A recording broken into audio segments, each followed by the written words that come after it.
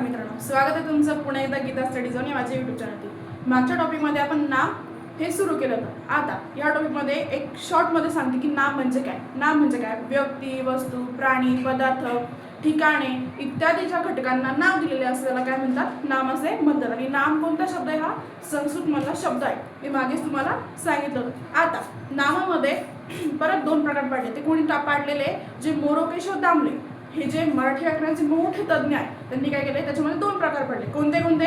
एक धर्मीवाचक आणि दुसरं धर्मवाचक। आता यामध्ये बघूया आपण धर्मवाचक म्हणजे काय। धर्मवाचक म्हणजे काय?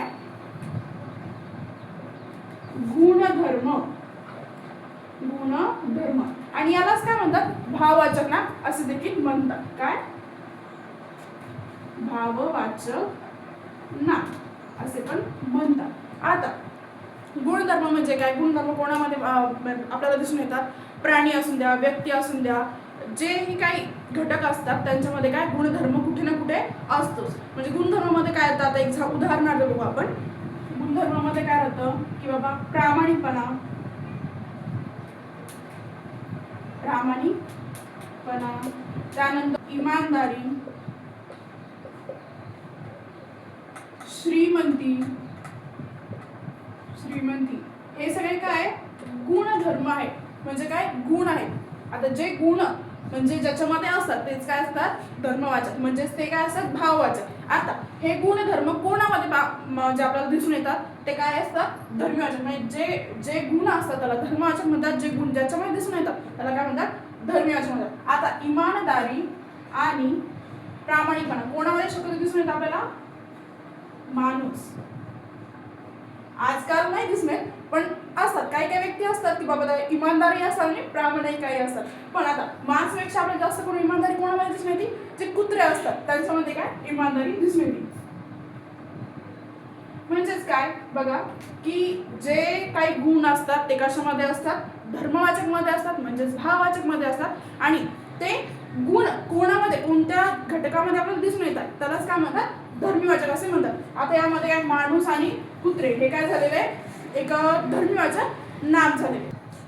म्हणजे काय? धर्मवाचक म्हणजे काय? भाववाचक आपण बघितलं। तसंच आता धर्मीवाचक मध्ये पण काय नामाचे दोन घटक पडलेले। कोणते कोणते ते बघा? सामान्य नाम आणि विशेष नाम।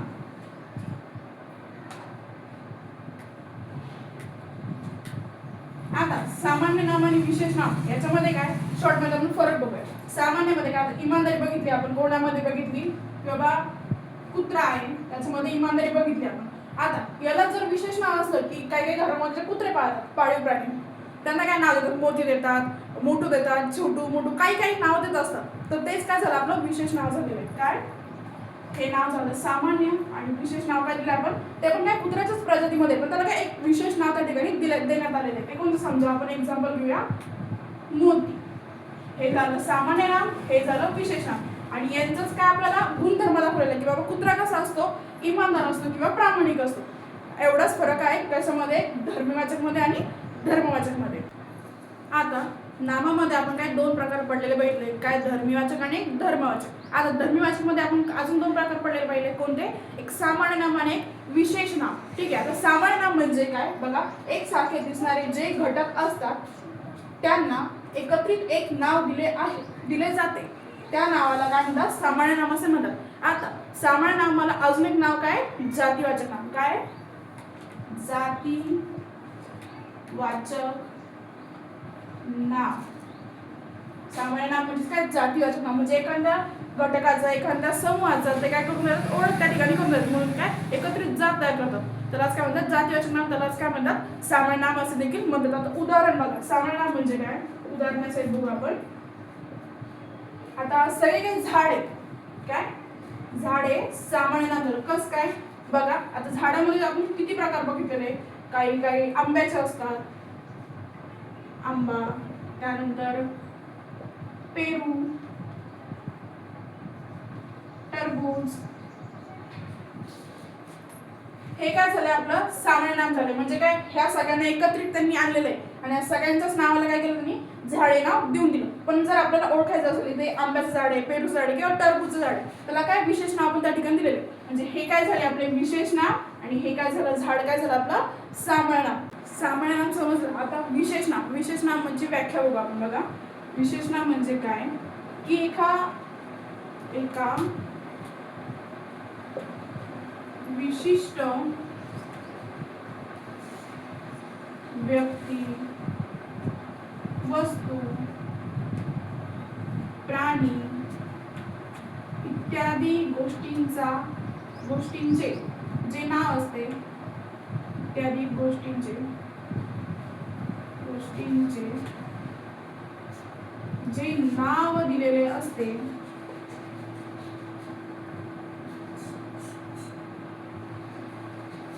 त्यांना विशेष नाम असे म्हणतात. विशेष नाम म्हणतात.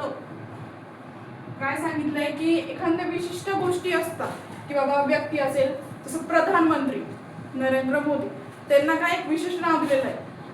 जसं आपण हे झालं, आता मी झाले गीता. आता मुलींमध्ये कसं माझं उल्लेख होतो ते सामान्य नाव की बाबा त्या घरातली जी मुलगी आहे ती खूप सुंदर आहे किंवा खूप हुशार आहे असं बोलताना काय होतं की मुलगी, पण नाही ते काय झालं सामान्य नाव. बरं त्यांना जर सांगायचं असं की नाही या घरातली जी गीता नावाची मुलगी आहे ती काय खूप सुंदर आहे किंवा खूपच छान शिकवते किंवा खूपच छान सल्ले देते, तर काय माझं नाव विशेष नाव झालं. जर मुलगी जर बोलली असते की नाही बाबा ती त्या घरातली मुलगी आहे, ते काय झालंय एक सामान्य नाव झालंय. म्हणूनच काय जे विशिष्ट व्यक्ती असतात, वस्तू असतात, प्राणी असतात, त्यांचं जे विशिष्ट नाव दिलेलं असतं त्यांना काय म्हणतात विशेष नाव असे म्हणतात.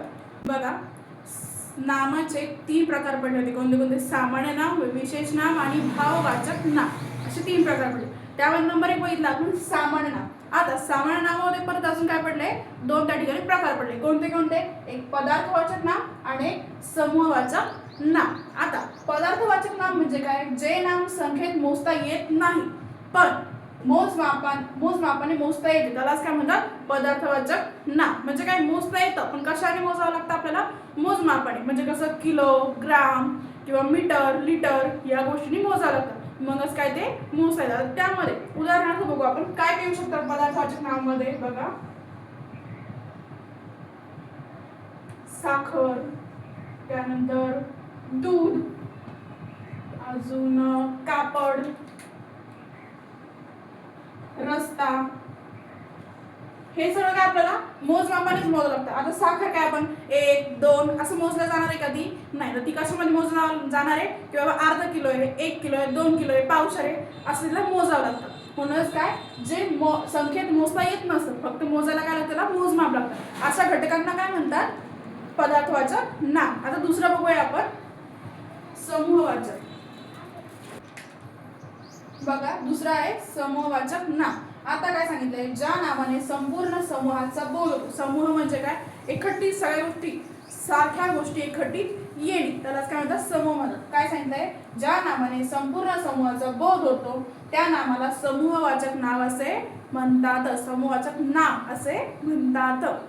तर आता समूह कशामध्ये एकाच जातीचे, एकाच कॅटेगरीचे जे व्यक्ती असतात ते कशामध्ये दिसून येतात. बघा वर्ग झाला, कळप झालं, त्यानंतर गुच्छा काय सगळ्या फुलांचा असतो. फुलं काय झाले एकच त्यांची जात झाली. पण आता त्याच्यामध्ये काय असतो गुलाब असतो किंवा मोगरा असतो, XYZ कोणतेही काय फुलं त्या ठिकाणी असतात, पण त्यांना सगळ्यांचा समूह एकखट्टी आला म्हणून त्याला काय नाव पडलं गुच्छा. म्हणून ह्या नावाला काय म्हणतात समूहवाचक नाम असे म्हणतात. जर व्हिडिओ आवडला असेल तर लाईक, शेअर, सबस्क्राईब नक्की करा. धन्यवाद.